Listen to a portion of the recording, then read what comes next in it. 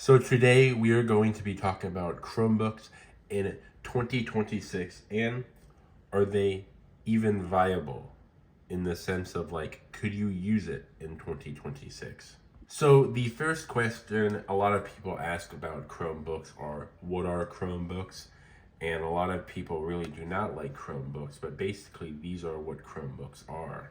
So these are basically what Chromebooks are. These were actually before Chromebooks, but these are very similar to what you would actually use a Chromebook for. They're called netbooks, and basically, long story short, is they were just a very portable device that you use for basic office stuff.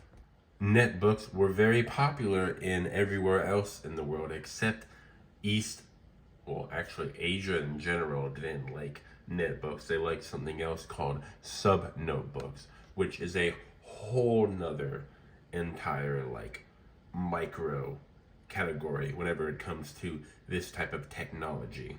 These are all of the sub notes, and technically Chromebooks do fall into the sub notebooks category, but a lot of people do compare them to netbooks. They were designed to be a very inexpensive laptop, basically highly mass produced and used for a various set of things you would normally use in an office. They were originally made to be small, but after their first one came into existence, they actually tend to grow bigger in size and more like laptops, which is why sub notebooks eventually became a lot more popular, because a lot of people didn't need a less powerful laptop to do less powerful laptop things. They needed a very affordable laptop to do basically office tasks. So the Chromebook came into existence basically because Google wanted to use their own operating software and make it global for a lot of markets, including schools. So they made Chromebooks very affordable and, easily available to even charter schools. The problem Chromebooks in particular tend to face is modern use includes gaming now. Like, I would say 99% of people who do have technology are gamers.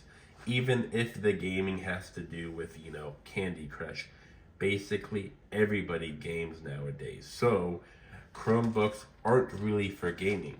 And even if you can game on them, you can't play like Genshin Impact, Honkai Star Rail, or games like that unless you decide to run them on like a server client based thing where you're not running the game on your hardware, you're using it on a server. But still, that being said, they really aren't good for gaming because the screen isn't that good, including all of the hardware.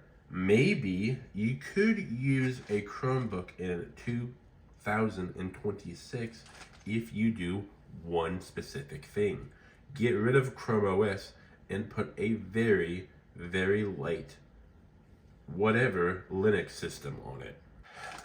Mint is not a very light system for a Chromebook, so there are other Linux-based systems out there, but you would have to use a Linux-based system to make it somewhat viable, especially when it comes to gaming, because, well, by then you could probably have, some 1990s, maybe early 2000 games on here and actually use.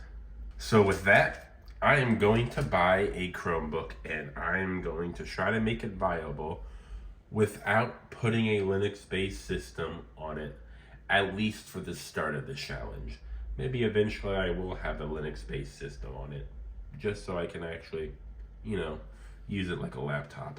But here's the biggest problem with the Chromebooks.